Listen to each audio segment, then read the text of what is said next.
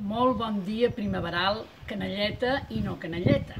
Avui us llegiré El mocador del meu poemari Surts a jugar, que treballa la personificació, dona qualitats de persona a un objecte com és el mocador.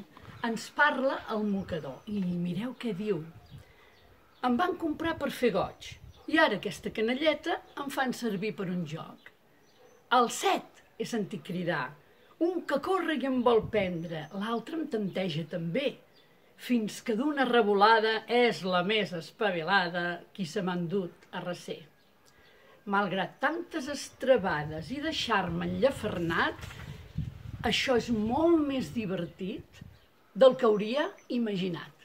Mireu quina il·lustració de la Sofia Lana, del joc del mocador, que segur que heu jugat, i potser al menjador de casa hi podeu jugar també.